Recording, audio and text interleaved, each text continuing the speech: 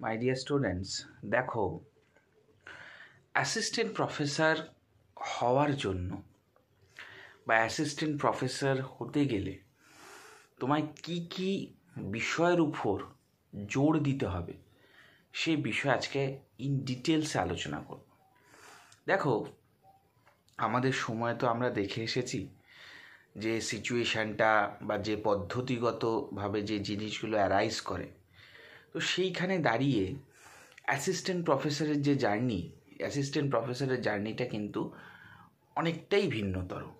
এখানে গ্র্যাজুয়েশন, তারপর post graduation, তারপর পেপার পাবলিকেশন, সাথে সাথে তারপরে পিএইচডি, এগুলো একটা ম্যান্ডেটারি বিষয় হয়ে দাঁড়িয়েছে।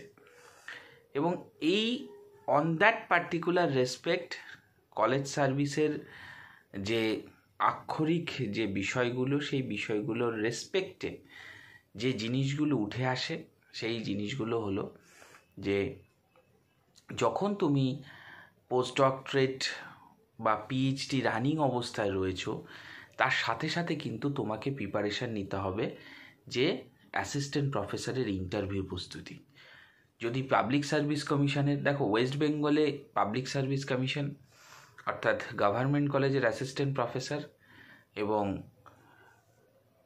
যে আরেকটি অ্যাসিস্ট্যান্ট প্রফেসর আছে সেটা হচ্ছে West Bengal college service commission, মানে গভর্নমেন্ট এইডেড কলেজের অ্যাসিস্ট্যান্ট প্রফেসর। এই দুটো সিস্টেম বা এই দুটো সিচুয়েশনের রেসপেক্টে তোমাকে কিন্তু কোথাও সিলেক্টেড হতে হবে। এবার গভর্নমেন্ট এইডেড কলেজের অ্যাসিস্ট্যান্ট প্রফেসরের ক্ষেত্রে তুমি যদি নেট বা সেট ক্লিয়ার করো, তুমি ইন্টারভিউতে বসার সুযোগ পাচ্ছ এবং তোমাকে এই ইন্টারভিউটা জীবনের সেরা ইন্টারভিউ হিসাবে দিতে হবে, otherwise you will not get selected. এবং জীবনের সেরা ইন্টারভিউ দেওয়ার জন্য জীবনের সেরা এফোর্ট মারতে হবে। এটা তোমাকে কিন্তু বুঝতে হবে যে আমি শুধুমাত্র অন দ্যাট পার্টিকুলার ইন্টারভিউ উপর রেসপেক্টে যেহেতু সিলেকশান নিচ্ছি, তাহলে আমাকে সেই সেরা লেভেলটা তৈরি করতে হবে, নাহলে কিন্তু সিলেকশন হওয়ার চান্স বা সম্ভাবনা কিন্তু কমে যায়।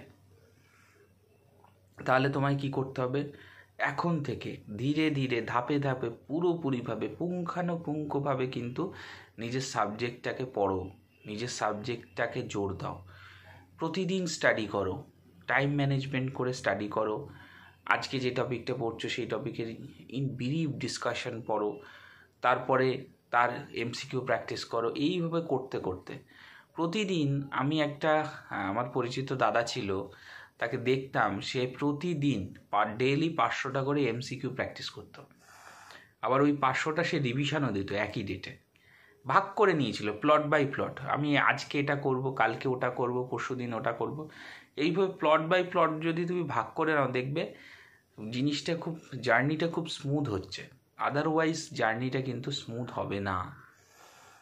ওই জন্য অ্যাসিস্ট্যান্ট প্রফেসর হতে গেলে বা অ্যাসিস্ট্যান্ট প্রফেসর হওয়ার জন্য তুমি যদি এখন থেকে চিন্তাভাবনা করে থাকো, তাহলে ইন ডিটেলসে খুব ভালোভাবে মনোযোগ সহকারে তোমায় এখন থেকে কিন্তু প্রিপারেশান নিতে হবে, প্র্যাকটিস করতে হবে, পড়তে হবে এবং ধীরে ধীরে ধাপে ধাপে নিজেকে কিন্তু ডেভেলপ করতে হবে। এটা ভীষণভাবে দরকার, কারণ এখন থেকে তুমি যদি ধীরে ধীরে নিজেকে তৈরি না করতে থাকো, তাহলে কিন্তু তুমি আলটিমেট যে তোমার গোল বা আলটিমেট তোমার যে লক্ষ্য, সেই লক্ষ্য থেকে তুমি যদি সামান্য নম্বরের জন্য সিলেকশন না পাও, তাহলে তুমি ফিনান্সিয়ালি কতটা ক্রাইসিসে চলবে। তোমার বন্ধু অ্যাসিস্ট্যান্ট প্রফেসর হয়ে গেল, তুমি হতে পারলে না, সেটা যে কতটা বেদনাদায়ক। একসাথে দুজনে পেলে ওকে, কিন্তু একজন সিলেক্টেড হলে একজন হলো না, তার সে যে পরবর্তীকালে সিলেকশন পাবে, কারণ কম্পিটিশানটা এতটাই ডোর টু ডোর এসে যাচ্ছে, সেখানে তো পরের বার সিলেকশন হবে কি না তার কোনো গ্যারেন্টি থাকছে না। ওই জন্য এখন থেকে খুব মন দিয়ে খুব ভালোভাবে প্রিপারেশান নিয়ে তুমি যদি এখন থেকে keep continuing, keep growing, keep moving, এইরকমভাবে তুমি যদি করতে থাকো, তাহলেই কিন্তু সিলেকশান পাওয়ার যে চান্স বা সিলেকশান পাওয়ার যে সম্ভাবনা, সেই সম্ভাবনাটা কিন্তু হিউজ পরিমাণে এসে যায়।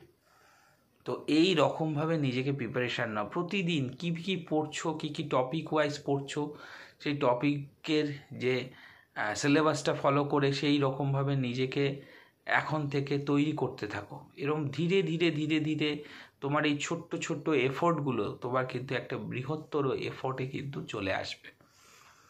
এবং এইভাবে তুমি যদি নিজেকে ডেভেলপড না করতে থাকো বা ডেভেলপ করতে না পারো, তাহলে কিন্তু তুমি কিন্তু পারবে না, সামনের দিকে এগিয়ে নিয়ে যেতে পারবে না, নিজেকে এগিয়ে নিয়ে যেতে পারবে না।